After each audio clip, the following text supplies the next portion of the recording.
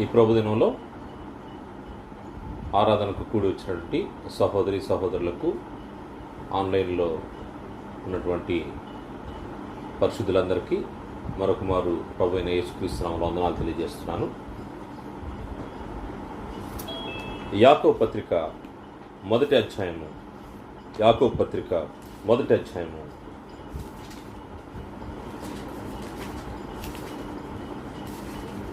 2వ వచనం నుండి 4వ వచనం వరకు చదువుతున్నాం. యాకోబు పత్రిక మొదటి అధ్యాయం 2వ వచనం నుండి 4వ వచనం వరకు. నా సహోదరులారా, మీ విశ్వాసమునకు కలుగు పరీక్ష ఓర్పును పుట్టించునని ఎరిగి మీరు నానా విధములైన శోధనలో పడినప్పుడు అది మహానందమని ఎంచుకునడి. మీరు సంపూర్ణులను అనునాంగులను ఏ విషయంలోనైనను కొదువులేని వారిని ఎండునట్లు ఓర్పు తన క్రియను కొనసాగింపనీయుడి. విశ్వాసమునకు పరీక్ష ఓర్పును పుట్టించునని ఎరిగి మీరు నానా విధములైన శోధనలో పడినప్పుడు అది మహానందమని ఎంచుకునడి. విశ్వాసమునకు పరీక్ష ఒకటి ఉంటుందని, ఆ పరీక్ష మనకేం చేస్తూ ఉంటుందంటే ఓర్పును పుట్టిస్తుందంట. విశ్వాసానికి జరిగే పరీక్ష మనకు ఓర్పును పుట్టిస్తుంది. ఈ ఓర్పు కలిగి ఉండాల్సిన అవసరము మనకుంది. విశ్వాస పరీక్ష జరిగేటప్పుడు ఓర్పుతో మనము ఎదురు చూడాల్సిన అవసరం ఉంది. ఆ ఓర్పు ఏ విధంగా మనకు వస్తుందంటే, మీరు సంపూర్ణులను అనునాంగులను ఏ విషయంలోనైనను కొదువులేని వారు ఉండినట్లు ఓర్పు తన క్రియను కొనసాగింపునీయుడి. ఎవరైతే విశ్వాస పరీక్ష జరిగేటప్పుడు ఓర్పు కలిగి ఉంటారో, ఆ ఓర్పు కలిగి ఉండిన వారు ఆ ఓర్పు తన క్రియను చేసుకునే విధంగా ఓర్పు ద్వారా వచ్చే ఫలితాన్ని పొందుకునేదానికి అవకాశం ఉంటా ఉంటుంది. వాస్తవంగా విశ్వాసానికి పరీక్ష ఒక్కొక్కసారి మనం ఆలోచన చేసే శోధనలు, శ్రమలు అవి విశ్వాసానికి పరీక్ష అనుకుంటారు. కానీ మనం ఏమీ చేయకపోయినప్పటికీ మన తప్పిదము లేకుండానే దేవుడు మనల్ని పరీక్షించే సమయం ఒకటి ఉంటుంది. మనం తప్పు చేసి తప్పుకు శిక్ష అనుభవించే పరిస్థితి వేరు. కానీ దేవుడు మన విశ్వాసాన్ని పరీక్షించే సమయం వేరు. దేవుడు మన విశ్వాసాన్ని పరీక్షించేటప్పుడు మనం ఓర్పు కలిగి ఉండాల్సిన అవసరం ఉంది. మనం చూస్తే పేతురు రాసినట్టు మొదటి పత్రిక 2వ అధ్యాయము, పేతురు రాసినట్టు మొదటి పత్రిక 2వ అధ్యాయము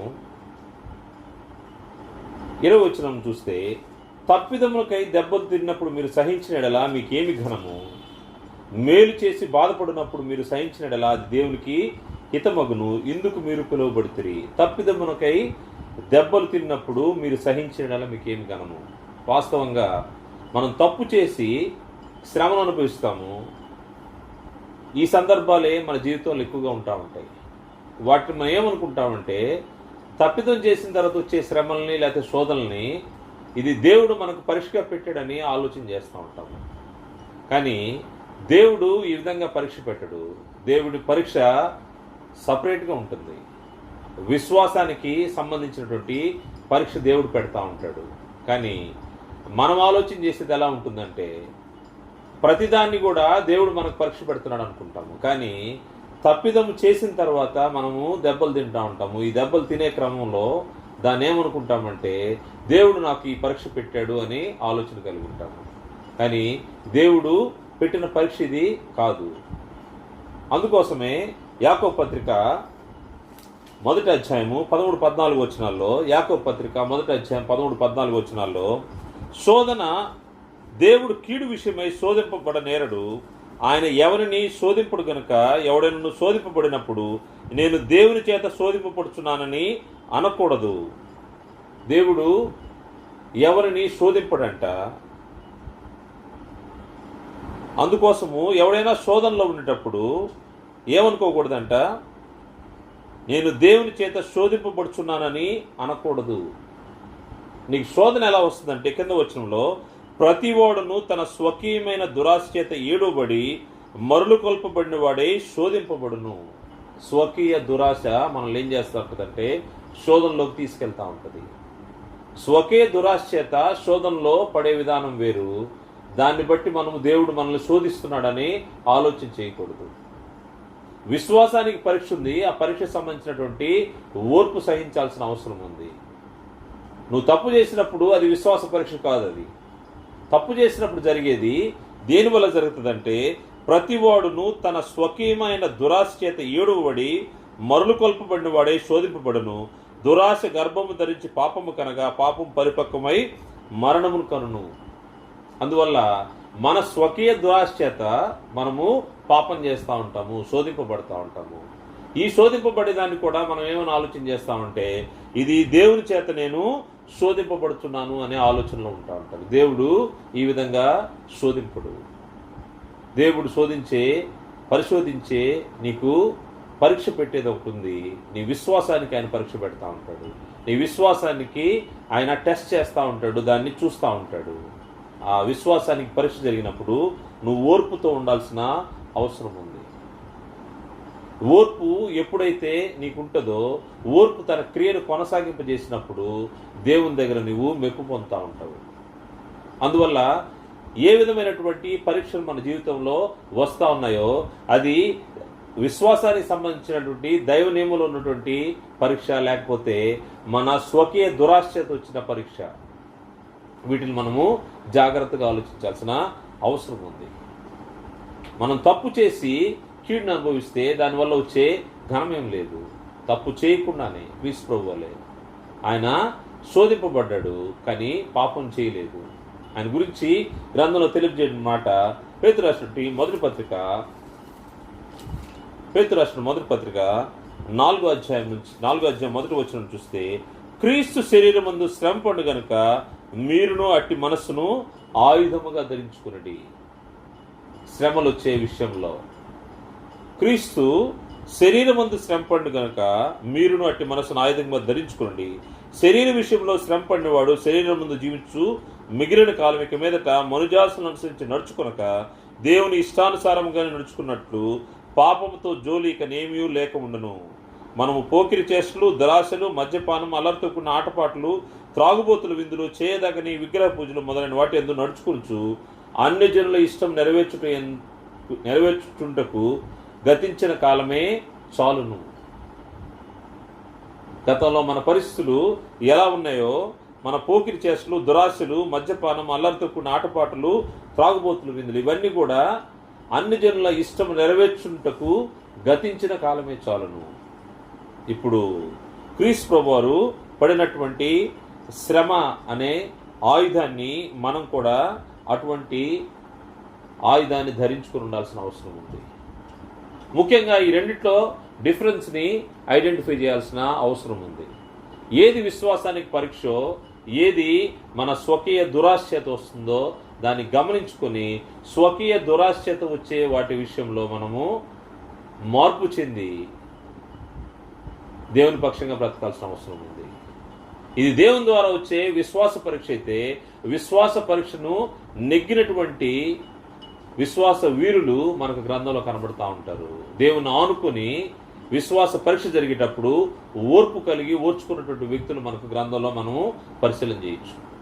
వారి జీవితాలను మనం పరిశీలన చేస్తే, వారి జీవితాల్లో ఓర్పును వారు ఏ విధంగా తన క్రియను చేయడానికి వారు అలౌ చేశారో మనకు అర్థమవుతూ ఉంటుంది. అటువంటి వ్యక్తులను ఈరోజు మనము గ్రంథంలోంచి పరిశీలన చేస్తాము.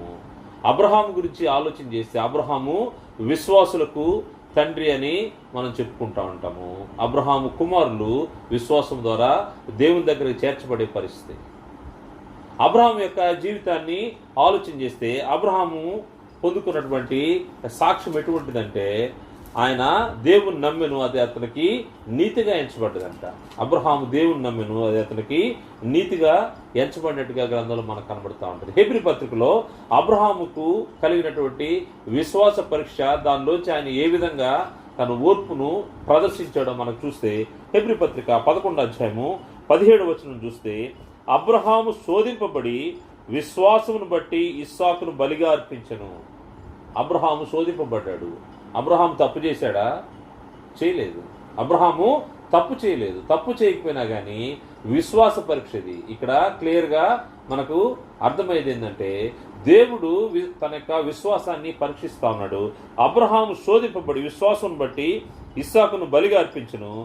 ఎవడు వాగ్దానములు సంతోషంతో అంగీకరించును, ఇస్సాకు వలనైనది నీ సంతానం అనబడి ఎవరితో చెప్పబడనో ఆ అబ్రహాము మృతులను సహితము లేపుటకు దేవుడు శక్తిమంతుడని ఎంచిన వాడై తన ఏక కుమారుని అర్పించి ఉపమాన రూపంగా అతనిని మృతుల నుండి మరల పొందెను. ఏమని విశ్వసించాడంటే అబ్రహాము, దేవుడు శక్తిమంతుడు. దేనికి శక్తిమంతుడంటే మృతుల్లో నుండి సైతము లేపుటకు దేవుడు శక్తిమంతుడు. తన లేక పుట్టినటువంటి కుమారుని సైతము బలి ఇవ్వడానికి వెనుకంజ వేయినటువంటి అబ్రహాముకున్నటువంటి విశ్వాసం ఏంటంటే, దేవుని పట్ల అతనుకున్నటువంటి విశ్వాసం ఏంటంటే, దేవుడు మృతులు సైతం లేపడానికి శక్తిమంతుడని అబ్రహాము దేవుని విశ్వసించి తన కుమారుని ఉపమాన రూపముగా బలిచ్చి మృతుల్లోండి అతన్ని మరల పొందాడు. ఈ విశ్వాస పరీక్షను చూస్తే, అబ్రహాము జీవితాన్ని పరిశీలన చేస్తే, అబ్రహాము జీవితంలో తన విశ్వాసానికి పరీక్ష జరిగింది. ఈ పరీక్షలో తను ఎంత ఓర్పుగా ఉన్నాడని మనం ఆలోచన చేస్తే, అబ్రహాము పిలువబడినప్పుడు ఆయన పిలుపు గురించి మనం ఆలోచన చేస్తే ఆదికాండము 12వ అధ్యాయంలో అబ్రహాముని దేవుడు ఏ విధంగా పిలుచుకున్నాడో మనకు అక్కడ కనబడతా ఉంది. అబ్రహాము ఆదికాండం 12వ అధ్యాయంలో ఈయన యొక్క అబ్రహాము యొక్క పితరుల గురించి ఆలోచన చేస్తే, నోహు జలప్రలయం తర్వాత నోహుకు పుట్టినటువంటి సంతానమైనటువంటి షేము వంశావళి నుంచి నాహోరు నుంచి వచ్చినటువంటి తెరహు కుమారుడైనటువంటి అబ్రహాము. ఈ అబ్రహాము కల్దీయుల దేశంలో ఊరను పట్టణంలో వారు నివసిస్తున్నప్పుడు దేవుని యొక్క స్వరము, దేవుడు అబ్రహాముతో మాట్లాడి అబ్రహాముని పిలుచుకున్నాడు. అబ్రహాముని పిలుచుకున్న విధానాన్ని చూస్తే 12వ అధ్యాయం మొదటి వచనం నుండి, ఆదికాండం 12వ అధ్యాయం మొదటి వచనం నుండి, యెహోవా నీవు లేచి నీ దేశము నుండి, నీ బంధువుల యొద్ద నుండి, నీ తండ్రి ఇంటి నుండి బయలుదేరి నేను నీకు చూపించు దేశమునకు వెళ్ళుము. నిన్ను గొప్ప జనముగా చేసి నిన్ను ఆశీర్వదించి నీ నామమును గొప్ప చేయుదును. నీవు ఆశీర్వాదముగా నుందువు. నిన్ను ఆశీర్వదించు వారిని ఆశీర్వదించెదను, నేను దూషించు వారిని శపించెదను. భూమి యొక్క సమస్త వంశముల యందు ఆశీర్వదింపబడిన అబ్రహాము తనగా యెహోవా అతనితో చెప్పిన ప్రకారం అబ్రహాము వెళ్ళును, లోతు అతనితో కూడా వెళ్ళను. అబ్రహాము హారాము నుండి బయలుదేరినప్పుడు 77 ఏండ్ల ఈడు గలవాడు. అబ్రహామును దేవుడు ఈ విధంగా పిలుచుకున్నాడు. తన స్వజం నుండి, తన ఇంటి వారి నుండి ఆయన ఏం చేశాడంటే, ఈ బంధుజనముల నుండి ఆయన పిలుచుకొని నేను చూపించబోయే ఆ దేశానికి నువ్వు వెళ్ళు అన్నాడు. ఏ దేశానికి వెళ్ళాలో తెలియక ప్రయాణాన్ని మొదలుపెట్టాడు. ఆయన తీసుకున్నటువంటి దేవుని దగ్గర ఆయన పొందినటువంటి నిబంధన ఏంటంటే, నేను నిన్ను గొప్ప జనముగా చేసి నిన్ను ఆశీర్వదించి నీ నామమును గొప్ప చేయుదును, నీవు ఆశీర్వాదముగా నుందువు. గొప్ప జనంగా చేస్తానని ఆశీర్వాదాన్ని పొంది, నిబంధనను పొంది, దేవునితో నిబంధన చేసుకొని తను బయలుదేరినటువంటి అబ్రహాం యొక్క జీవితాన్ని పరిశీలన చేస్తే, అబ్రహాము బయలుదేరే సమయానికి ఆయన వయసు 75 ఏళ్ళు. తను ప్రయాణం చేశాడు. తను ఎక్కడికి దేవుడు నడిపించాడో ఆ దేశమైనటువంటి కనాన్ దేశానికి వచ్చాడు. వచ్చిన తర్వాత తను ఎదురు చూస్తా ఉన్నాడు. దేవుడు చెప్పినట్టుగానే అతన్ని దేవుడు ఆశీర్వదించాడు. దేవుడు ఆశీర్వదించి ఆయన్ను గొప్ప జనంగా చేస్తానని చెప్పిన వాగ్దానాన్ని బట్టి అబ్రహాము ఎదురు చూస్తా ఉన్నాడు.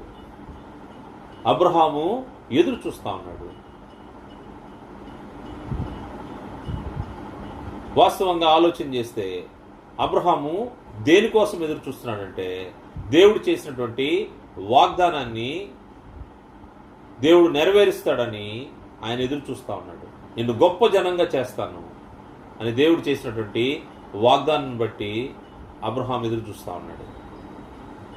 ఎంతకాలం ఎదురు చూశాడంటే 75 ఏండ్లప్పుడు పిలువబడినట్టు అబ్రహాము దాదాపు 99 ఏండ్ల వరకు ఎదురు చూస్తూ ఉన్నాడు. అంటే దాదాపు 24 సంవత్సరాలు. ఎంత ఓపిక, ఎంత ఓర్పు కలిగిన వ్యక్తిగా మనకు అబ్రహాం కనబడుతూ ఉన్నాడు. తన విశ్వాసానికి పరీక్ష. దేవుడు వాగ్దానం చేశాడు. వాగ్దానం చేసిన తర్వాత ఆ వాగ్దానాన్ని నెరవేర్చడానికి దాదాపు 24 సంవత్సరాలు పట్టింది. 70 సంవత్సరాల వయసులో తను వాగ్దానాన్ని పొందుకున్నాడు. నిన్ను గొప్ప జనంగా చేస్తానన్నప్పుడు ఆస్తినిస్తా ఉన్నాడు. తన పరివారాన్ని దేవుడు ఆశీర్వదిస్తా ఉన్నాడు. తనకు ఆస్తి పెరుగుతూ ఉంది, మనుషులు పెరుగుతూ ఉన్నారు. కానీ అబ్రహాంకి అయితే సంతానము లేదు. ఈ సంతానం లేని పరిస్థితిలో అబ్రహాము ఎదురు చూసి తను అడుగుతా ఉన్నాడు. ఆదికాండము 15వ అధ్యాయం 1వ వచనం చూస్తే, ఇవి జరిగిన తర్వాత యెహోవా వాక్యం అబ్రహామునకు దర్శనమందు వచ్చి, అబ్రహామా భయపడకము, నేను నీకు కేడెము, నీ బహుమానమును అత్యధికమును చెప్పెను. అందుకు అబ్రాము, ప్రభు అయిన యెహోవా నాకేమి ఇచ్చిననేమి, నేను సంతానము లేని వాడిని పోవచ్చుననే, దమస్కు ఎలియేజరే నా ఇంటి ఆస్తి కర్తెగును కదా. కొంచెము ఎదురు చూసిన వ్యక్తి నిరాశకు లోనైనట్టుగా మనకు కనబడుతూ ఉంది. నిరాశపడ్డాడు. విశ్వాసానికి పరీక్ష జరిగినప్పుడు 1 సంవత్సరము, 2 సంవత్సరాలు, 3 సంవత్సరాలు, మహా అయితే 5 సంవత్సరాలు, లేకపోతే 10 సంవత్సరాలు, అంత సమయం మనము ఎదురు చూడలేము. కానీ అబ్రహాం అయితే ఎదురు చూశాడు. ఒకనొక సమయంలో తన బాధను కూడా దేవుని పక్షంగా తెలియజేస్తా ఉన్నాడు. నేను సంతానం లేని వాడిని పోవచ్చునని, దమస్కు ఎలియేజరే నా ఇంటి ఆస్తికి అత్తేగును కదా. ఇటువంటి పరిస్థితుల్లో అబ్రహాముకి దేవుడు తను చేసినటువంటి వాగ్దానాన్ని మరలా గుర్తు చేసుకుంటా ఉన్నాడు. 17వ అధ్యాయము, ఆదికాండం 17వ అధ్యాయము 1వ వచనం చూస్తే, అబ్రహాము 99 ఏండ్ల వాడైనప్పుడు యెహోవా అతనికి ప్రత్యక్షమై, నేను సర్వశక్తి గల దేవుడను, నా సన్నిధిలో నడుచుచు నిందారత్రిపోయిండుము, నాకును నీకును మధ్యన నా నిబంధనను నియమించి నిన్ను అత్యధికముగా అభివృద్ధి పొందించదనని అతనితో చెప్పాను. దేవుడు గుర్తు చేసుకుంటా ఉన్నాడు. తనతో చేసిన నిబంధనని దేవుడు మర్చిపోలేదు. కాకపోతే తన విశ్వాసాన్ని పరీక్షిస్తా ఉన్నాడు. అబ్రహాము దేవుని పక్షంగా విశ్వాసం కలిగి ఉంటాడో లేదనే విషయాన్ని పరీక్ష చేస్తా ఉన్నాడు. నా నిబంధన నేను స్థిరపరుస్తానంటున్నాడు. అప్పుడు 3వ వచనం, అబ్రహాము సాగిలపడి ఉండగా దేవుడు అతనితో మాట్లాడి, ఇదిగో నేను నియమించిన నిబంధన నీతో చేసి ఉన్నాను. నీవు అనేక జనములకు తండ్రి వగదువు, బిడ్డలే లేరు. సంతానం లేని సమయంలో అనేక జనాలకు తండ్రి అవుతాడంటే ఎవరైనా విశ్వసిస్తారా? 1 సంవత్సరము, 2 సంవత్సరాలు, దాదాపు 24 సంవత్సరాల పైన ఎదురు చూసిన వ్యక్తికి మరలా ఇదే మాట చెప్తే నమ్మశక్యంగా ఉండదు. కానీ దేవుడు శక్తిమంతుడని ఎరిగినటువంటి అబ్రహాము దేవుని నమ్మాడు. 5వ వచనం, మరియు ఇక మీదట నీ పేరు అబ్రాహాము అనబడదు, నిన్ను అనేక జనములకు తండ్రిగా నియమించింది గనుక నీ పేరు అబ్రహాము అని అనబడదు. నీకు అత్యధికముగా సంతానాభివృద్ధి కలుగజేసి నీలో నుండి జనములు వచ్చినట్లు నియమించుదును. రాజులు నీ నుండి వచ్చెదరు. నేను నీకును నీ సంతానమునకు నీ తరువాత సంతానమునకు దేవుడైనట్లు నాకును నీకును నీ తరువాత వారి తరముల్లో నీ సంతతికి నీ మధ్య నా నిబంధనను నిత్యముగా స్థిరపరచుదును. నీకును నీ తరువాత నీ సంతతికి నీవు పరదేశి ఉన్న దేశమును అనగా కనాను దేశమంతటికి నిత్య స్వాస్థ్యముగా ఇచ్చి వారికి దేవుడైందునని అతనితో చెప్పాను. బిడ్డలే లేని ఆ సమయంలో దేవుడు నీ సంతానాన్ని అభివృద్ధి చేస్తానని మరలా గుర్తు చేస్తా ఉన్నాడు. గుర్తు చేసిన తర్వాత మరొక సంవత్సరం నాటికి అబ్రహాము ఇస్సాకును దేవుని ద్వారా పొందుకున్నాడు. సంతానాన్ని పొందుకున్నాడు. సంతానాన్ని పొందుకున్నప్పటికీ అబ్రహాం యొక్క వయస్సు 100 సంవత్సరాలు. ఆదికాండం 21వ అధ్యాయము 1వ వచనం చూస్తే, యెహోవా తాను చెప్పిన ప్రకారం శారాను దర్శించెను. యెహోవా తానిచ్చిన మాట చొప్పున శారాను గూర్చి చేసెను. ఎట్లనగా దేవుడు అబ్రహాముతో చెప్పిన నిర్ణయ కాలంలో శారా గర్భవతి అతనికి ముసలితనం ముందు అతనికి కుమారుడు కనను. అప్పుడు అబ్రహాము తనకు పుట్టినవాడును తనకు శారా కన్నువాడునైన తన కుమారునికి ఇస్సాకు అని పేరు పెట్టెను. మరియు దేవుడు అబ్రహామును ఆజ్ఞాపించిన ప్రకారం అతడు 8 దినములు గలవాడే ఇస్సాకు అని తన కుమారుడికి సున్నతి చేసెను. అబ్రహాము కుమారుడైన ఇస్సాకు అతనికి పుట్టినప్పుడు అతడు 100 ఏండ్ల వాడు. 100 సంవత్సరాలు 75 సంవత్సరాలప్పుడు వాగ్దానం చేయబడి పిలువబడినటువంటి అబ్రహాము దాదాపు 25 సంవత్సరాలు ఓపికతో ఉండి దేవుడు చేసిన వాగ్దానానికి సంబంధించిన వారసుడిని ఇస్సాకును పొందుకున్నాడు. విశ్వాసానికి కలిగే పరీక్ష ఇది. ఈ పరీక్షలో ఓర్పు అవసరమైంది. అనేక సార్లు మనము ఏదన్నా ఒక అవసరం కోసము లేతే ఏదన్నా ఒక పని నిమిత్తము ప్రార్థన చేయడం మొదలు పెడతాము, కానీ ఓర్పు ఉండదు. దేవుడు వాగ్దానం చేశాడు. వాగ్దానం చేసిన వాడు నమ్మదగిన వాడని అబ్రహాము విశ్వసించి ఆ విశ్వాసంలో ఆయన ఓర్పు కలిగి ఉన్నాడు. ఈ ఓర్పును బట్టి తను వాగ్దాన సంబంధమైనటువంటి కుమారుని ఇస్సాకుని పొందాడు.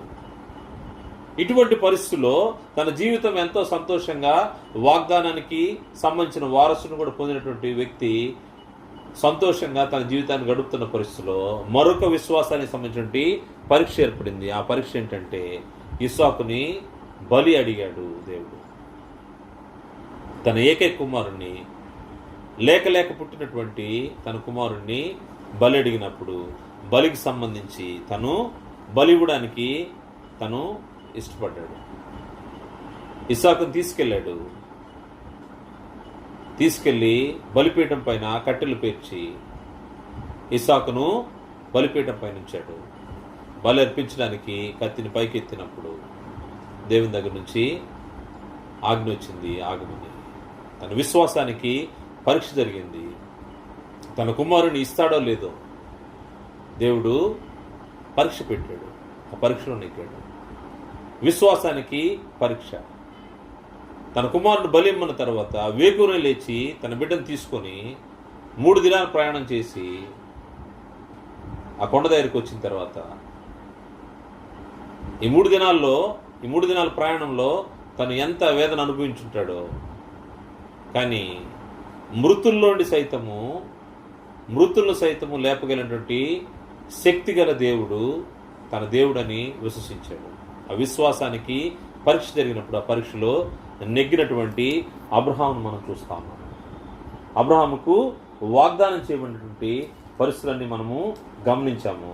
వాగ్దాన ప్రకారం ఆయన తన యొక్క కుమారుడిని పొందుకున్నాడు. అదేవిధంగా తన విశ్వాస పరీక్షలో మృతుల్లోంచి లేపబడినట్టుగా తన కుమారుడిని పొందుకున్నాడు. ఉపమాన రూపంగా మనం చదివిన హెబ్రీ పత్రికలో ఉపమాన రూపంగా మృతుల్లోండి తన కుమారుని పొందుకున్నాడు.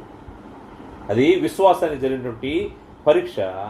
అబ్రహాము దేవుని నమ్మాడు. అది అతనికి నీతిగా ఎంచబడిను. యాకోబు పత్రిక 2వ అధ్యాయంలో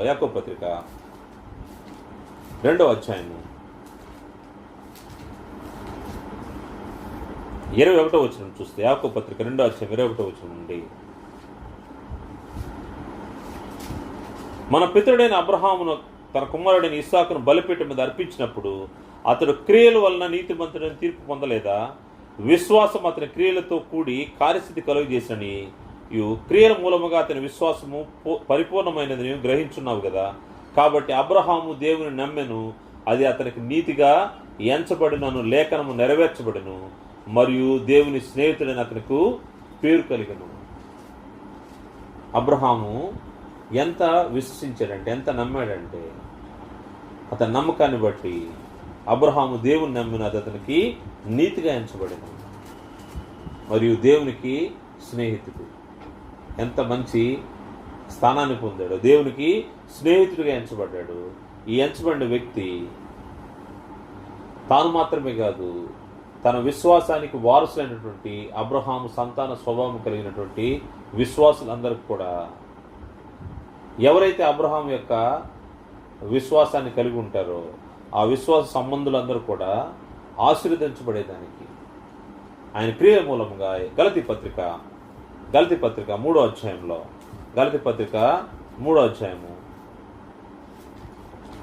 6వ వచనం చూస్తే 3వ అధ్యాయము 6వ వచనం నుండి, అబ్రహాము దేవుని నమ్మెను, అది అతనికి నీతిగా ఎంచబడిన. కాబట్టి విశ్వాస సంబంధులే అబ్రహాము కుమారులను మీరు తెలుసుకునుడి. దేవుడు విశ్వాస మూలంగా అన్ని జనులు నీతిమంతులుగా తీర్చిన లేఖనమందు ముందుగా చూచి నీ యందు అనుజనులందరూ ఆశీర్వదింపబడుదురని అబ్రహామునకు సువార్తను ముందుగా ప్రకటించును. కాబట్టి విశ్వాస సంబంధులే విశ్వాసము గల అబ్రహాముతో కూడా ఆశీర్వదింపబడదు.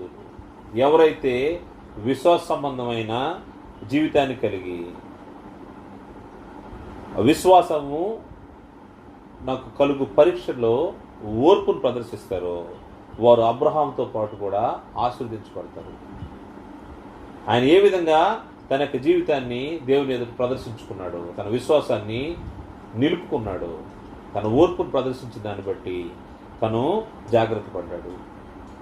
ఎవరైతే ఆ విధంగా విశ్వాసాన్ని కలిగే పరీక్షలో ఓర్పు కలిగి ఉంటారో వారు కూడా అబ్రహాం వలె ఆశీర్వదించబడేదానికి అవకాశం ఉంది. ఈ అబ్రహాము తనకు జరిగిన విశ్వాస పరీక్షలో ఓర్పును ప్రదర్శించాడు. దాని మూలంగా దేవుడు దేనికి శిల్పియు నిర్మాణకుడై ఉన్నాడో ఆ పరిశుద్ధ పట్టణం కొరకు, ఆ పునాదులు గల ఆ పట్టణం కొరకు ఎదురు చూస్తూ విశ్వాసం కలిగి తను ఈ జీవితాన్ని వదిలిపెట్టాడు. తన వృద్ధాప్యంలో తను దేవుని దగ్గరకు చేర్చబడ్డాడు. తను ఏ విధంగా తనకు జరిగినటువంటి విశ్వాస పరీక్షలో ఓర్పు కలిగి జీవించాడో ఆలోచన చేశాను.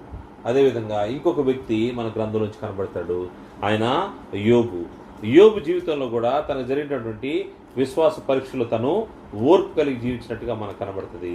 యోబు గ్రంథము 1వ అధ్యాయంలో యోబు యొక్క పరిచయ భాగం ఉంది. 1వ అధ్యాయం 5 వచనాల్లో, ఊజు దేశమందు యోబు అని ఒక మనుషుడును, అతడు యథార్థవర్తనుడును న్యాయవంతుడినై దేవుని యందు భయభక్తులు కలిగి చెడుతనమును విసర్జించిన వాడు. అతనికి 7 కుమారులను 3 కుమార్తెలను కలిగిరి.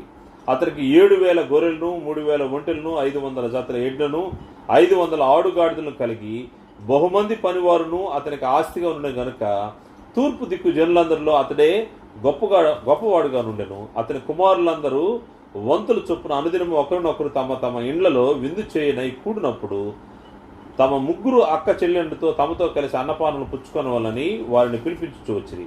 వారి విందు దినములు పూర్తి కాగా యోబు తన కుమారులు పాపం చేసి తమ హృదయంలో దేవుని దూషించరేమో అని వారిని పిలువనంపి వారిని పవిత్రపరిచి అరుణోదయం లేచి వారిలో ఒక్కొక్క నిమిత్తమై దహన బలి నర్పించుచూవచ్చును.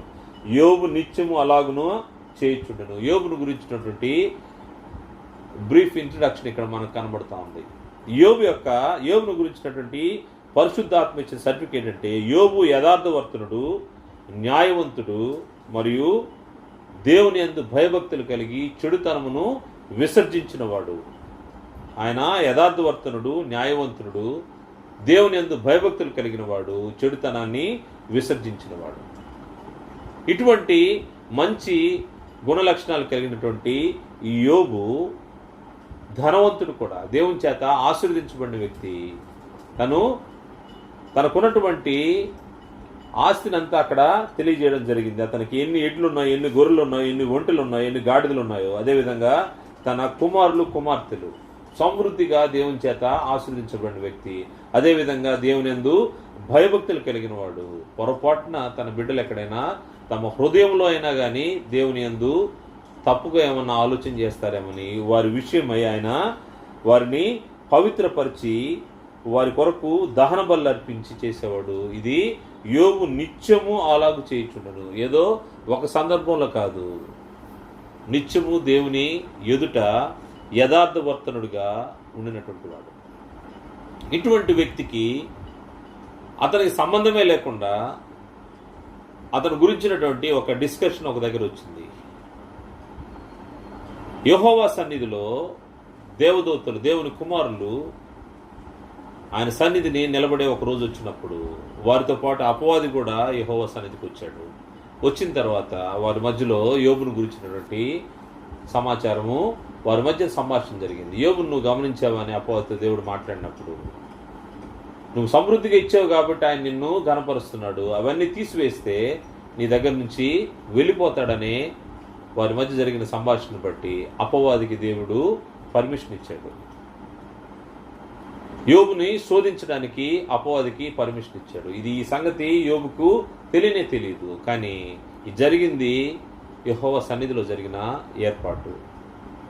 దాని వెంటనే ఆయన విశ్వాసానికి పరీక్ష ప్రారంభమైంది. విశ్వాసము పరీక్షించబడతా ఉంది. విశ్వాసం పరీక్షించబడినప్పుడు ఏం జరుగుతా ఉందంటే, యోబు తనకున్నటువంటి సమస్తాన్ని కోల్పోయినటువంటి మన పరిస్థితులు మనకు కనబడతా ఉంటాయి. యోబు గ్రంథము 1వ అధ్యాయము 6వ వచనం నుండి మనకు 13వ వచనం వరకు యెహోవా సన్నిధిలో జరిగినటువంటి పరిస్థితులు మనకు కనబడతాయి. అదేవిధంగా 13వ వచనం నుండి 19వ వచనం వరకు తన యొక్క ఎడ్లు, గాడిదలు, ఒంటెలు, పనివారు, చివరికి తన బిడ్డలు కూడా అందరినీ కోల్పోయాడు. సమస్తాన్ని కోల్పోయాడు. తన ఆస్తిని కోల్పోయాడు, తన బిడ్డలు కోల్పోయాడు, పనివారిని అందరినీ కోల్పోయాడు. ఈ కోల్పోయిన పరిస్థితుల్లో ఇంత నష్టము వాటిల్లినప్పుడు ఒక వ్యక్తి తను ఏ విధంగా రియాక్ట్ అవుతాడో మనం ఆలోచన చేస్తే, సాధారణ మానవులైతే, విశ్వాసం లేనటువంటి వ్యక్తులైతే దేవుని దూషించే పరిస్థితి, లేకపోతే దేవుడు నాకు అన్యాయం చేశాడనే మాట మాట్లాడే పరిస్థితి, లేకపోతే దేవుడు నా పక్షంగా లేడు అనే పరిస్థితి. కానీ యోబు దగ్గర నుంచి వచ్చినటువంటి సమాధానం ఆలోచన చేస్తే, యోబు గ్రంథము 1వ అధ్యాయము 20వ వచనాలను చూస్తే, అప్పుడు యోబు లేచి తన పై వస్త్రములు చింపుకొని తల వెంట్రుకలు గొరిగించుకొని నేల మీద సాష్టాంగపడి నమస్కారం చేసి ఇట్లనెను, నేను నా తల్లి గర్భం నుండి దిగంబరినే వచ్చితిని, దిగంబరినే అక్కడికి తిరిగి వెళ్ళేదను. యెహోవా ఇచ్చెను, యెహోవా తీసుకుని పోయెను, యెహోవా నామమునకు స్తుతి కలుగును గాక. ఈయన రెస్పాన్స్ ఎలా ఉందో చూడండి. తనకు జరిగినటువంటి నష్టంలో అంత బాధలో ఉన్నప్పటికీ తను మూలాల్ని, తను ఎక్కడి నుంచి ఎలా వచ్చాడో, ఎలా వెళ్తాడో, అదేవిధంగా దీని విషయంలో అతడు దేవునికి మహిమ చెల్లే విధంగా ఆయన మాట్లాడుతూ ఉన్నాడు. నేను నా తల్లి గర్భం నుండి దిగంబరినే వచ్చింది, దిగంబరిని అక్కడ తిరిగి వెళ్ళను.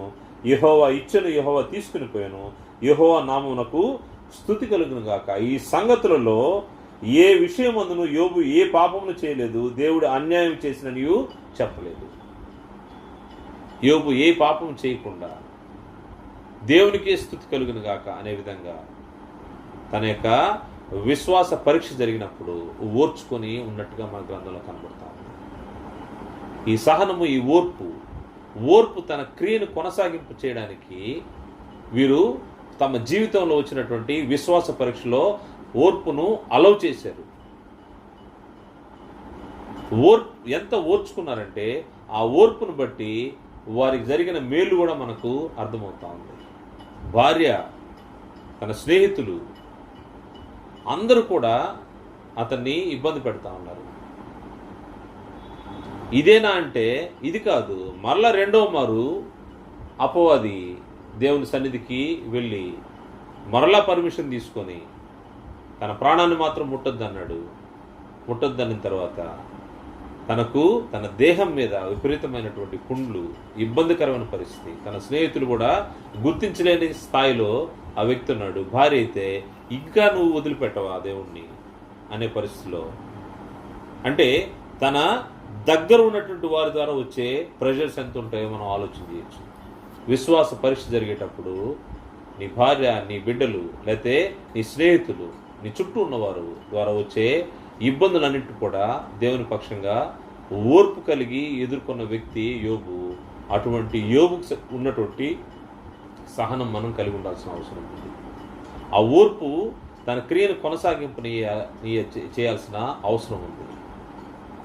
యోబు తను ఏ విధంగా దేవుని పక్షంగా జాగ్రత్త కలిగి ఉన్నాడో దాన్ని బట్టి తిరిగి యోబు తను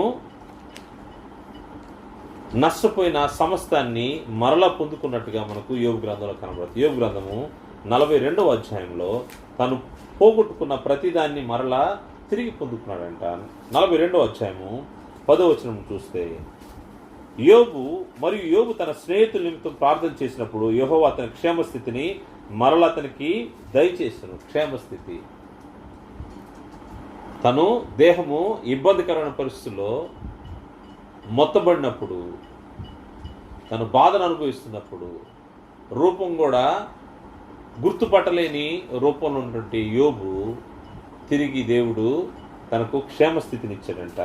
క్షేమస్థితిని మరలా అతని దయచేసిన, మరి యోబునకు పూర్వము కలిగిన దానికంటే రెండింతలు అధికంగా యెహోవా అతనికి దయచేసాడు. రెండింతలు అధికంగా ఇచ్చాడంట. 12వ వచనంలో, యెహోవా యోబును మొదట ఆశీర్వదించినంత కంటే మరి అధికముగా ఆశీర్వదించెను. అతనికి 14,000 గొర్రెలను, 6,000 ఒంటెను, 1000 జతల ఎడ్లను, 1000 ఆడుగాడిదలను కలిగెను. మరి అతనికి 7 కుమారులను, 3 కుమార్తెలను కలిగిరి. మరలా ఆస్తినిచ్చాడు, బిడ్డలనిచ్చాడు. యోబుకి తిరిగి క్షేమస్థితి కలిగింది. కారణం ఏంటంటే విశ్వాస పరీక్షలో తను ఓర్పు కలిగి ఉన్నాడు. తనకు జరిగినటువంటి విశ్వాసానికి వచ్చినటువంటి పరీక్షలో ఓర్పు కలిగింది. 16వ వచనంలో, అటు తరువాత యోబు 140 సంవత్సరాలు బ్రతికి తన కుమారులను, కుమారుల కుమారులను 4 తరముల వరకు చూచెను. పిమ్మట యోబు కాలము నిండిన వృద్ధుడై మృతి పొందెను. యోబు కాలము నిండిన వృద్ధుడై మృతి పొందెను. యోబు జీవితాన్ని చూసి, ఆయన విశ్వాసానికి జరిగినటువంటి పరీక్షను చూసి మనం నేర్చుకోవాల్సింది ఏంటంటే ఆయన సహనాన్ని మనం కలిగి ఉండాల్సిన అవసరం ఉంది. యోబు జీవితంలో తనకు జరిగినటువంటి కష్టాలు మనం ఆలోచన చేస్తే, తన జరిగినటువంటి పరీక్షల్లో తను ఏ విధంగా సహనాన్ని ప్రదర్శించాడు, ఏ విధంగా ఓర్చుకున్నాడు. యాకోబు పత్రిక 5వ అధ్యాయంలో ఆయన సహనం గురించి తెలియజేయబడింది. యాకోబు పత్రిక 5వ అధ్యాయము 10-11 వచనాల్లో, 5వ అధ్యాయం 10-11 వచనాల్లో, నా సహోదరులారా, ప్రభువు నామమున బోధించిన ప్రవక్తలను శ్రమానుభవమునకు ఓపికను మాదిరిగా పెట్టుకునుడి. ఈరోజు మనం అబ్రహామును చూసిన, యోబును మనం పరీక్షించిన వారి జీవితాల్లో వారికి జరిగినటువంటి శ్రమానుభవాల్లో వారు చూపినటువంటి ఓపికను మాదిరిగా మనము పెట్టుకోవాల్సిన అవసరం ఉంది. సహించిన వారిని ధన్యులు అనుకుంటున్నాము కదా. మీరు యోబు యొక్క సహనమును గురించి వింటిరి. ఆయన ఎంతో జాలియు కనికరమును గలవాడని మీరు తెలుసుకుని ఉన్నారు. యోబు యొక్క సహనము ప్రశంసించబడతా ఉంది. ఆయన ఎంతో జాలియు కనికరము గలవాడు. వీరి యొక్క శ్రమానుభవమును, ఓపికను మాదిరిగా పెట్టుకోవాల్సిన అవసరం ఉందని మనకు గ్రంథము హెచ్చరిక చేస్తాం. అదేవిధంగా విశ్వాస పరీక్షలో నెగ్గినటువంటి మరొక వ్యక్తి గురించి మనము గ్రంథంలోంచి పరిశీలన చేస్తాము. ఆయన అపోస్తలుడైన పౌలు గారు. అపోస్తలుడైన పౌలు గారు కూడా తనకు జరిగినటువంటి, తన జీవితంలో జరిగినటువంటి అనేక సంఘటనలు మనం పరిశీలన చేస్తే దేవుని ద్వారా వచ్చినటువంటి విశ్వాస పరీక్షలో అతను ఎంతో ఓర్పును ప్రదర్శించినట్టుగా మనకు కనబడుతుంది. అపోస్తలుడైన పౌలు గారి యొక్క జీవితం, ఆయన గురించినటువంటి విషయాలను మనం ఆలోచన చేస్తే అపోస్తల కార్య గ్రంథము 22వ అధ్యాయంలో ఆయన గురించినటువంటి ఇంట్రడక్షన్ మనకు కనబడుతుంది. అపోస్తలుడైన పౌలు ఎవరు, ఎక్కడ వాడో మనం ఆలోచన చేస్తే అపోస్తలుడైన పౌలు అపోస్తల కార్య గ్రంథము 22వ అధ్యాయము 3వ వచనం చూస్తే, నేను కిలికియలోని తార్సులో పుట్టిన యూదుడును. ఈయన కిలికియలోని తార్సులో పుట్టిన యూదుడు. అయితే ఈ పట్టణంలో గమలియేలు పాదముల యొద్ద పెరిగి మన పితరుల ధర్మశాస్త్ర సంబంధమగు నిష్ఠ యందు శిక్షితున్నై, మీరందరూ నేడు ఉన్న ప్రకారము దేవుని గూర్చి ఆసక్తున్నై ఉండి ఈ మార్గంలో ఉన్న పురుషులను స్త్రీలను బంధించి చెరసాల్లో వేయించుచు మరణం వరకు హింసించితిని. ఈయన ధర్మశాస్త్రంలో ప్రావీణ్యుడు. గమలియేలు పాదముల యొద్ద ధర్మశాస్త్రాన్ని అభ్యసించిన వ్యక్తి మరియు నిష్ఠ కలిగినటువంటి యూదుడు. ఇతడు ఏం చేస్తానంటే, ఈ మార్గంలో ఉన్న పురుషులు అంటే క్రైస్తవ్యంలోనికి, యూద మతం నుంచి క్రైస్తవంలోనికి మారిన వ్యక్తుల్ని ఏం చేస్తానంటే పురుషులను స్త్రీలను బంధించి చెరసాల్లో వేయించు మరణం వరకు హింసించిన. ఇందుని గూర్చి ప్రధాన యాజకుడును పెద్దలందరూ నాకు సాక్షులై ఉన్నారు. ఈయన ఎంతగా హింసించేవాడంటే, ఎక్కడ యూద మతం నుంచి క్రైస్తవ్యంలోకి వచ్చిన ప్రతి ఒక్కరిని వారిని పట్టుకొని, వారిని బంధించి, వారిని హింసించి, వారిని చంపడమే ధ్యేయంగా పెట్టుకున్న వ్యక్తి కనబడుతుంది. స్టెఫను యొక్క మరణం విషయంలో కూడా ఈయన సమ్మతించినట్టుగా మనకు కనబడుతుంది. అపోస్తల కార్య గ్రంథము 7వ అధ్యాయము 59-60 వచనాలు చూస్తే, ప్రభువును గురించి మొరపెట్టుచు యేసు, ప్రభువా నా ఆత్మను చేర్చుకుని స్టెఫను పలుకుచుండగా వారు అతన్ని రాళ్లతో కొట్టిరి. అతడు మోకాల్లోని, ప్రభువా వారి మీద ఈ పాపం మోపకమని గొప్ప శబ్దంతో పలికెను. ఈ మాట పలికి నిద్రించెను. సౌలు అతని చావునకు సమ్మతించాడు.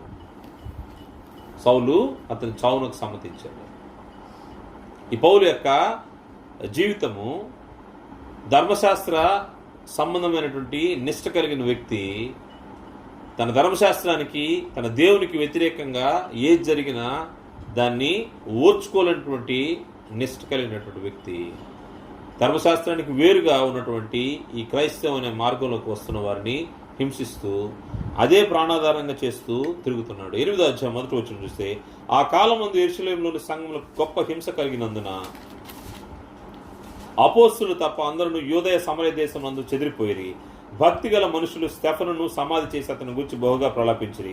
సౌలైతే ఇంటింట జొచ్చి పురుషులను స్త్రీలను ఈడ్చుకొని పోయి చెరసాల్లో వేయించి సంఘమును పాడు చేయుచుండెను. సంఘమును పాడు చేసేదే తన యొక్క పనిగా పెట్టుకున్నటువంటి వ్యక్తి. ఈ పరిస్థితుల్లో అతను ఏం చేస్తా ఉన్నాడంటే సంఘాన్ని పాడు చేస్తున్నాడు. సంఘాన్ని పాడు చేస్తూ తిరుగుతున్న వ్యక్తికి ఒకరోజు అనుకోని షాక్ తగిలింది. ఊహించని పరిణామం తన జీవితంలో జరిగింది. 9వ అధ్యాయం అపోస్తలుల కార్యక్రమం 9వ అధ్యాయం 1వ వచనం నుండి, సౌలు ఇంకను ప్రభు యొక్క శిష్యులను బెదిరించుటయు సత్య చేయుటను తనకు ప్రాణాధారమైనట్టు ప్రధాన యాజకునికి వెళ్ళి ఈ మార్గమందున్న పురుషులనైనను స్త్రీలైన కనుగొనేళ్ల వారిని బంధించి యెరూషలేముకు తీసుకుని వచ్చేటకు దమస్కులోని సమాజంలో వారికి పత్రికలమని అడిగాను. అతను ప్రయాణం చేయొచ్చు దమస్కు దగ్గరకు వచ్చి అన్నప్పుడు అకస్మాత్తుగా ఆకాశం నుండి యొక్క వెలుగు అతని చుట్టూ ప్రకాశించును. అప్పుడు అతడు నేల మీద పడి, సౌలా సౌలా, నీవేళ నన్ను హింసించున్నావని తనతో ఒక స్వరం పొరకటి వినను. ప్రభువా, నీవెవడవని అతడు అడుగు. ఆయన, నేను నీవు హింసించున్న యేసును, లేచి పట్టణంలోకి వెళ్ళుము, అక్కడ నీవు ఏమి చేయవలన అది నీకు తెలుపబడినని చెప్పాను. అతనితో ప్రయాణం చేసిన మనుషులు ఆ స్వరం విందు గాని ఎవరిని చూడగాక మౌనులై నిలబడి, సౌలు నేల మీద నుండి లేచి కన్నులు తెరిచినను ఏమీ చూడలేకపోయాను గనుక వారు అతన్ని చేయి పట్టుకుని దమస్కులో నడిపించి అతను 3 దినములు చూపు లేక అన్నపానములు ఏమి పుచ్చుకొనుకున్నాను. తనకు జరిగినటువంటి సంఘటన తన జీవితాన్ని మార్చేసింది. తను ఒక పని నిమిత్తము ఒక మిషన్ పెట్టుకుని వెళ్తా ఉన్నాడు. పత్రికలు తీసుకున్నాడు. ఈ మార్గం నుండే వారిని, పురుషులు స్త్రీలను బంధించి వారిని చెరసాల్లో వేయించడం, చంపించడం అనే కార్యక్రమాన్ని ముందుగా పెట్టుకుని తను వెళ్తున్న పరిస్థితిలో దమస్కు మార్గంలో క్రీస్తు ప్రభు వారి యొక్క దర్శనం కలిగింది. ఆకాశం నుండి స్వరం వినబడింది, సౌలా సౌలా, నీవేళ నన్ను హింసించున్నావు. ఎప్పుడైతే ప్రభువారు తనతో మాట్లాడాడో అప్పటి నుంచి తన మార్గాన్ని మార్చుకున్నాడు. తన యూటర్న్ తీసుకున్నాడు. తన మార్గాన్ని మార్చుకొని ఏ మార్గంలో ఉన్న వారిని హింసిస్తున్నాడో ఆ మార్గం కొరకు తను హింసించబడ్డానికి సిద్ధపడి తను ఇప్పుడు దేవుని పక్షంగా పని జరిగించడానికి వెళ్తా ఉన్నాడు. తన జీవితంలో జరిగినటువంటి మార్పు అది. ఆ మార్పు కలిగిన వ్యక్తి ఏం జరుగుతా ఉన్నాడంటే ఇప్పుడు తను హింసించబడ్డానికి సిద్ధపడిపోయాడు. 19వ వచనం చూస్తే 9వ అధ్యాయం 19వ వచనం అపోస్తలుల కార్యగ్రంథము, పిమ్మట అతడు దమస్కులో ఉన్న శిష్యులతో కూడా కొన్ని దినములను వెంటనే సమాజ మందిరంలో యేసే దేవుని కుమారుడని ఆయన గూర్చి ప్రకటించవచ్చును. వినిన వారందరూ విభ్రాంతి నొంది, యెరూషలేములో ఈ నామమును బట్టి ప్రార్థన చేయవారు నాశనం చేసిన వాడు ఇతడే కాడా, వారిని బంధించి ప్రధాన యాజకులకు కొనిపోటుకు ఇక్కడికి కూడా వచ్చినాడు చెప్పుకుంది. అయితే సౌలు మరి ఎక్కువగా బలపడి ఈయనే క్రీస్తు అని రుజువుపరచుచు దమస్కులో కాపురమున్న యూదులను కలవరపరచడం. తన జీవితంలో జరిగినటువంటి సంఘటనలు మనం ఇంతవరకు చూసాము. ఇప్పుడు విశ్వాసానికి పరీక్ష గురించి మనం ఆలోచన చేస్తాము. పౌలు యొక్క విశ్వాసానికి పరీక్ష ప్రారంభమైంది. ఈ పరీక్ష ఎలాంటిదంటే పౌలు దేవుని పక్షంగా పని జరిగిస్తూ యేసే క్రీస్తు అని ప్రకటిస్తూ వస్తా ఉన్నాడు. యేసు దేవుని కుమారుడని రూఢిపరుస్తూ అనేక మందిని యూదులను మారుస్తూ వస్తా ఉన్నాడు. అదేవిధంగా అన్ని జనుల దగ్గర కూడా పోయి సువార్త ప్రకటిస్తా ఉన్నాడు. ఇటువంటి సమయంలో జరిగిన విశ్వాస పరీక్ష ఏంటంటే పౌలు పైన ఒక నేరం మోపబడింది. ఏం నేరం మోపబడిందంటే యెరూషలేములో ఉన్నటువంటి దేవాలయంలో అన్ని జనులకు ప్రవేశం లేదు, యూదులకు మాత్రమే ప్రవేశం. అన్ని జనులు ప్రవేశించట్లేదు.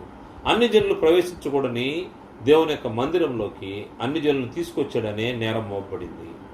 ఈ నేరాన్ని బట్టి అతడు నేరస్థాపన చేయబడి అతడు న్యాయ విచారణకు కొనుక్కోబడ్డాడు. ఈ న్యాయ విచారణ జరిగే సమయంలో అనేక స్థలాలలో అతడు తిప్పబడడం జరిగింది. అపోస్తలుల కార్యగ్రంథము 21వ అధ్యాయము 21వ అధ్యాయము 27వ వచనం చూస్తే, 7 దినములు కావచ్చినప్పుడు ఆసియా నుండి వచ్చిన యూదులు దేవాలయంలో అతను చూచి సమూహం అంతటిని కలవరపరిచి అతన్ని బలవంతంగా పట్టుకుని, ఇశ్రాయేలులారా, సహాయం చేయరండి, ప్రజలకును ధర్మశాస్త్రమునకు ఈ స్థలమునకు విరోధముగా అందరికిని అంతటిను బోధించున్నవాడు వీడే, మరియు వీడు గ్రీసు దేశస్థులను దేవాలయం నుండి తీసుకుని వచ్చి ఈ పరిశుద్ధ స్థలమును అపవిత్రపరచున్నాడని కేకలు వేసిరి. పరిశుద్ధ స్థలాన్ని అపవిత్రపరచున్నాడు. గ్రీసు దేశస్థులు అంటే అన్ని జనుల్ని దేవాలయంలోకి తీసుకొచ్చాడని చెప్పి ఈ పరిశుద్ధ స్థలాన్ని అపవిత్రపరచున్నాడని అతను ఏం చేశారంటే అతన్ని చంపాలని ఉద్దేశించి అప్పుడు వారు ఏం జరిగిందంటే అక్కడ సహస్రాధిపతి దగ్గరికి తీసుకుపోబడ్డారు. అక్కడ నుంచి అతను న్యాయ విచారణకు తీసుకుపోబడ్డాడు. ఈ సహస్రాధిపతి దగ్గర నుంచి శతాధిపతి దగ్గర నుంచి సహస్రాధిపతి దగ్గర నుంచి దాని తర్వాత కైసరీలోని ఫెలిక్స్ నుంచి క్లౌదియా లూసియా దగ్గర నుంచి అగ్రిప్ప రాజు దగ్గరికి, అగ్రిప్ప రాజా మరియు బెర్నికే వరకు అనేక మంది దగ్గరికి ఈ న్యాయ విచారణ నిమిత్తము అపోస్తలుడు పౌలు గారు తిప్పబడ్డాడు. మధ్యలో అనేక సందర్భాల్లో ఆయన ఈ యొక్క న్యాయ విచారణ నుంచి తప్పించుకునే మార్గం ఉంది. కానీ తన విశ్వాసానికి కలిగే పరీక్షలో ఓర్పుతో నిలబడ్డాడు. ఒకసారి అయితే ఓడబద్దలైపోయింది, అప్పుడు పారిపోయి ఉండొచ్చు. ఒకసారి అయితే ఒక వ్యక్తి తరచూ ఆయన దర్శిస్తూ ఉన్నాడు, ఫెలిక్స్. అతని దగ్గర ఏదైనా ద్రవ్యం దొరుకుతుందేమని ఎదురు చూస్తూ ఉన్నాడు. అంటే లంచం ఇచ్చి కూడా ఈ యొక్క న్యాయ విచారణ నుండి తప్పించుకునే మార్గం ఈ రోజుల్లో జరిగే పరిస్థితి. ఏదన్నా అవకాశం ఉంటే ఏం చేస్తూ ఉంటారంటే ఏదో ఒక 100 రూపాయలు 200 లేకపోతే లంచం ఇచ్చేసి దాని నుంచి ఆ సమస్య నుంచి బయటపడేదానికి ప్రయత్నం చేసే వాళ్ళు ఎక్కువ మంది కనబడుతూ ఉంటారు. కానీ ఈయనైతే ఆ విధంగా చేయలేదు. అపోస్తలుల గ్రంథము 24వ అధ్యాయము 24వ వచనం చూస్తే, కొన్ని దినములైన తర్వాత ఫెలిక్స్ యూదురాలైన ద్రుసిల్లాను తన భార్యతో కూడా వచ్చి పౌలును పిలిపించి క్రీస్తు యేసునందలి విశ్వాసమును గురించి అతడు బోధింపగా వినెను. అప్పుడు అతడు నీతిని గురించి, ఆశానిగ్రహమును గురించి, రాబో విమర్శను గురించి ప్రసంగించుండగా ఫెలిక్స్ మిగుల భయపడి, ఇప్పటికి వెళ్ళుము, నాకు సమయమైన నిన్ను పిలిపించనని చెప్పాను. తరువాత పౌలు వలన తనకు ద్రవ్యము దొరుకునని ఆశించి మాటికి అతన్ని పిలిపించి అతనితో సంభాషణ చేయించున్నాను. పౌలు ద్వారా ఏమన్నా ద్రవ్యం దొరుకుతుందేమో, అంటే కొంత డబ్బులు తీసుకొని నన్ను వదిలిపెట్టే అంటాడేమో అని మాటికి పౌలును పిలిపించుకొని అతనితో మాట్లాడుతానంట. పిలిపించిన ప్రతిసారి ఈయన దేవుని వాక్యాన్ని చెప్తా ఉన్నాడు. ఆయన నీతిని గురించి, ఆశా నిగ్రహాన్ని గురించి, రాబో విమర్శను గురించి మాట్లాడుతున్నాడు తప్పితే డబ్బుల గురించి మాట్లాడలేదు. అంటే లంచం ఇస్తే విడిపించబడే పరిస్థితి. అదేవిధంగా ఈ విచారణ సమయంలో అతను ఆ ప్రాంతాలు తిప్పబడినప్పుడు ఓడలో ప్రయాణం చేసినప్పుడు ఓడ బద్దలైపోయింది. కానీ పారిపోవడానికి అతను ఆలోచన చేయలేదు, తప్పించుకోవడానికి ఆలోచన చేయలేదు. రోమ్ పట్టణంలో దాదాపు 2 సంవత్సరాలు హౌస్ అరెస్ట్లో ఉన్నాడు. న్యాయ విచారణ నిమిత్తము విశ్వాసానికి కలిగినటువంటి పరీక్ష, తను చేయని తప్పును గురించి తను పరీక్షించబడతా ఉన్నాడు. పరీక్షించబడేటప్పుడు అవిశ్వాసానికి వచ్చినటువంటి పరీక్షలో ఓర్పును కనపరిచాడు, ఓపికగా ఉన్నాడు. పౌలు యొక్క శ్రమల గురించి మనం ఆలోచన చేస్తే, పౌలు శ్రమలను మనము ఈ యొక్క పరిస్థితిలో ఆయన ఏ ప్రాంతాల్లో తిరిగాడో మనం చూస్తే అనేక పరిస్థితుల్ని ఆయన ఎదుర్కొన్నాడు. మనం చెప్పుకున్నటువంటి అగ్రిప్ప రాజు వరకు వచ్చిన తర్వాత రోమ్లో అతన్ని హౌస్ అరెస్ట్లో ఉంచారు. 28వ అధ్యాయం అపోస్తలుల కార్యగ్రంథము 28వ అధ్యాయము 31 వచనంలో పౌలు 2 సంవత్సరాలు పూర్తిగా తన ఎద్దంట కాపురం ఉండి తన ఎద్దుకు వచ్చువారందరిని సన్మానించి ఏ ఆటంకము లేక పూర్ణ ధైర్యంతో దేవుని రాజ్యం గురించి ప్రకటించు ప్రభువైన యేసుక్రీస్తును గురించిన సంగతులను బోధించు. ఇక్కడ నుంచే పత్రికలు కూడా ఆయన రాసినట్టుగా మనకు కనబడుతూ ఉంటుంది. ఇది చరపత్రికలు అంటారు. పౌలు గారు బందీగా ఉండి రోములో అనేక మందికి సువార్త ప్రకటించాడు. ఆయన చెరసాల్లో బంధకాల్లో ఉండి కూడా ఆయన ప్రకటన చేసినట్టుగా మనకు కనబడుతుంది. పౌలు అనిపించినటువంటి శ్రమల గురించి ఆయన ఒక సందర్భంలో మాట్లాడి కొరింథీయులకు రాసినటువంటి పత్రికలో ఆయన చెప్పిన మాటలు మనం చూస్తే, కొరింథీయులకు రాసినటువంటి 2వ పత్రిక 11వ అధ్యాయంలో ఆయన పొందిన శ్రమల గురించి మాట్లాడుతూ 11వ అధ్యాయము 23వ వచనం నుండి, వారు క్రీస్తు పరిచారకుల వెర్రివాని వలె మాట్లాడుచున్నాను. నేను మరి ఎక్కువగా క్రీస్తు పరిచారకులను, మరి విశేషముగా ప్రయాసపడుతుని, మరి అనేక పర్యాయములు చెరసాల్లో ఉంటిని, అపరిమితముగా దెబ్బలు తింటిని, అనేక మార్లు ప్రాణాపాయంలో ఉంటిని, యూదుల చేత 5 మార్లు 1 తక్కువ 40 దెబ్బలు తింటిని, 3 మారు బెత్తములతో కొట్టబడితిని, ఒకసారి రాళ్లతో కొట్టబడితిని, 3 మారు ఓడ పగిలి శ్రమ పడితిని, ఒక రాత్రింబవళ్ళు సముద్రంలో గడిపితిని, అనేక పర్యాయములు ప్రయాణములలోనూ, నదుల వల్లైన ఆపదల్లోనూ, దొంగల వల్లైన ఆపదల్లోనూ, నా స్వజనుల వల్లైన ఆపదలను, అన్యజనుల వలన ఆపదలను, పట్టణములో ఆపదలోను, అరణ్యములో ఆపదలోను, సముద్రములో ఆపదలోను, కపట సహోదరుల వలన ఆపదలోను ఉంటిని. ప్రయాసముతోనూ కష్టములతోనూ, తరచుగా జాగారములతోనూ, ఆకలి దప్పులతోనూ, తరచుగా ఉపవాసములతోనూ, చలితోనూ, దిగంబరత్వంతో ఉంటిని. ఇంకను చెప్పవలసినవి అనేకములున్నవి. ఆయన పొందినటువంటి శ్రమలు, ఇబ్బందుల్ని ఆలోచన చేస్తే అనేక సందర్భాల్లో తను జీవితంలో తనకు వచ్చినటువంటి ఆటుపోట్లలో తన విశ్వాసం విషయంలో ఓర్పును, సహనాన్ని కలిగి ఉన్నట్టుగా మన గ్రంథంలో కనబడుతుంది. ఆయన ఓర్పును బట్టి, ఆయన బంధకాలను బట్టి అనేక మంది ధైర్యాన్ని పొందినట్టుగా, అనేక చోట్ల సువార్త మరి ఎక్కువగా విస్తరించినట్టుగా కూడా మనకు గ్రంథంలో కనబడుతుంది. పౌలు గారు తెలియజేసిన ఫిలిప్పీ పత్రిక మొదటి అధ్యాయం 12వ వచనం చూస్తే, సహోదరులారా, నాకు సంభవించినవి సువార్త మరి ఎక్కువగా ప్రభులటికే సమకూడిన మీరు తెలుసుకుని ఏలనగా నా బంధకములు క్రీస్తు నిమిత్తమే కలిగినవని ప్రేతోర్యమును సేనలోని వారికి అందరికీ తక్కిన వారికి అందరికీ స్పష్టమాయను. తను బంధించబడినటువంటి రోమ్లో బంధించబడినటువంటి ఆ ప్రేతోర్యం అనే ఆ సైనికులు, వాళ్ళు కూడా ఈ యొక్క సువార్తను బట్టి, తన యొక్క మాటలను బట్టి దేవుని మార్గంలోకి వచ్చారు. మరియు సహోదరుల వారిలో ఎక్కువ మంది నా బంధకుల మూలంగా ప్రభునందు స్థిర విశ్వాసం గలవారే నిర్భయంగా దేవుని వాక్యాన్ని బోధించుటకు మరి విశేష ధైర్యం తెచ్చుకున్నది. కొందరు అసూయ చేతను, కలహబుద్ధి చేతను, మరి కొందరు మంచి బుద్ధి చేతను క్రీస్తు ప్రకటించున్నారు. వారైతే నా బంధకంతో కూడా నాకు శ్రమ తోడు చేయనని తలంచుకుని శుద్ధ మనస్సు కాక కక్షతో క్రీస్తును ప్రకటించున్నారు. వీరైతే నేను సువార్త పక్షాన్ని వాదించుటకును నియమింపబడినని ఎరిగి ప్రేమతో ప్రకటించున్నారు.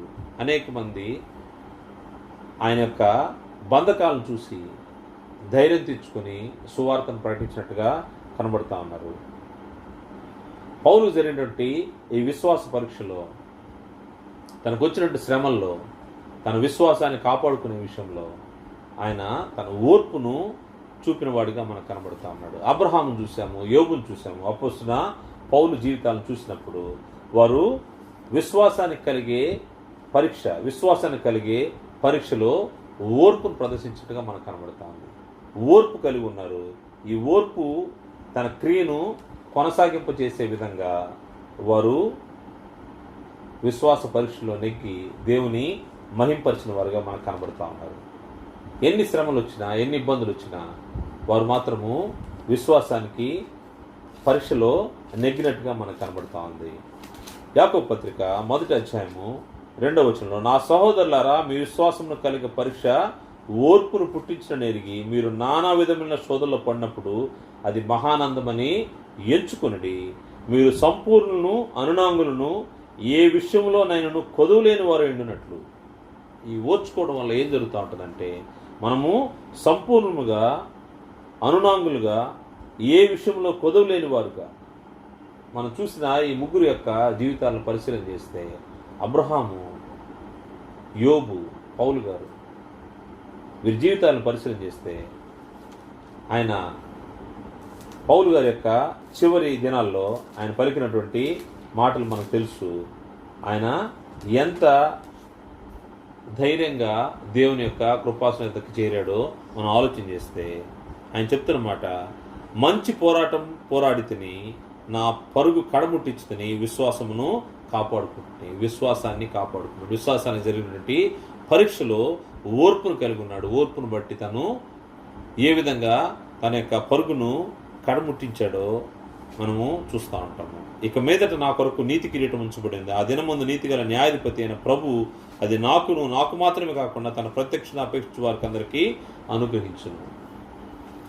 ఎప్పుడైతే విశ్వాసానికి జరిగే పరీక్ష విషయంలో ఓర్పు కలిగి ఉంటారో, ఎవరైతే తన ఓర్పు తన క్రియను కొనసాగింపజేసేలా తమ జీవితాన్ని ప్రదర్శిస్తూ ఉంటారో వారు దేవుని పక్షంగా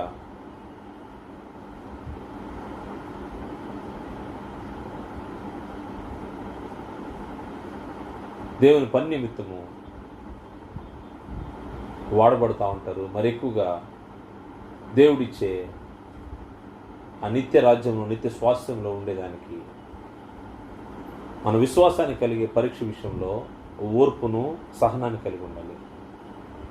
వారు చూపిన మాదిరి మనము ఆలోచన చేస్తే, ఆ మాదిరికరమైనటువంటి జీవితాన్ని మనము ప్రదర్శించాలంటే మన ముందు ఒక గొప్ప వ్యక్తిని దేవుడు పరిచయం చేశాడు. మన రక్షణకు కారకుడైనట్టు క్రీస్తు ప్రభువారిని. క్రీస్తు ప్రభువారు మనం చూస్తే, క్రీస్తు ప్రభువారు కూడా తనకొచ్చిన శ్రమల్లో, తనకొచ్చిన ఇబ్బందుల్లో ఆయన ఎంత జాగ్రత్తగా ఉన్నాడో మనం ఆలోచన చేస్తే, ఆయన పేతురు రాసినటువంటి మొదటి పత్రిక 2వ అధ్యాయము 21వ వచనం చూస్తే, క్రీస్తు కూడా మీ కొరకు బాధపడి మీరు తన అడుగు జాడలందు నడుచుకున్నట్లు మీకు మాదిరించుకోయాను. మనము ఈ యొక్క అబ్రహాము, యోబు, పౌలు యొక్క జీవితాన్ని మనం పరిశీలన చేశాము.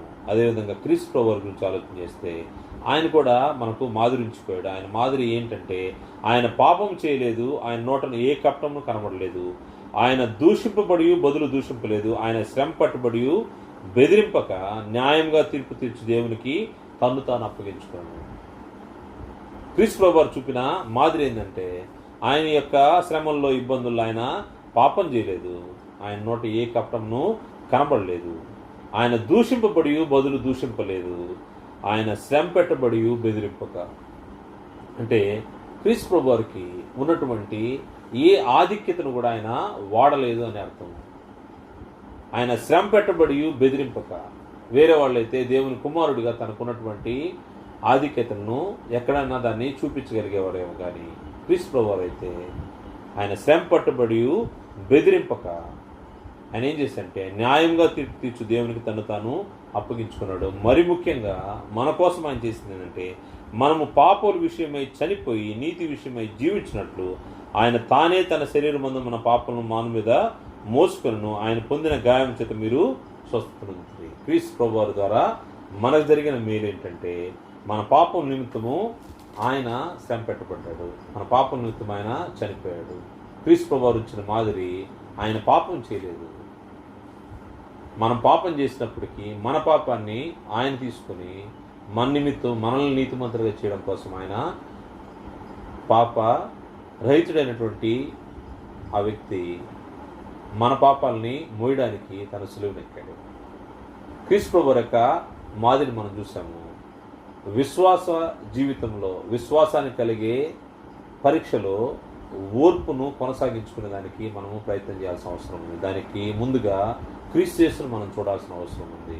క్రీస్తు యేసును, అదేవిధంగా మన పితరులైనటువంటి వారు అబ్రహాము, యోబు, అపోస్తులు, ఆయన పౌలు ఏ విధంగా తమ జీవితాలని విశ్వాస విషయంలో జాగ్రత్త కలిగి జీవించారో మనం కూడా అటువంటి మాదిరికరమైన జీవితాలు జీవించాలని, వారిని మాదిరిగా ఉంచుకొని సహనాన్ని, ఓర్పును కలిగి మనము ఈ విశ్వాస ప్రయాణాన్ని కొనసాగించాలని ప్రభుపేట మనం చేస్తున్నాను.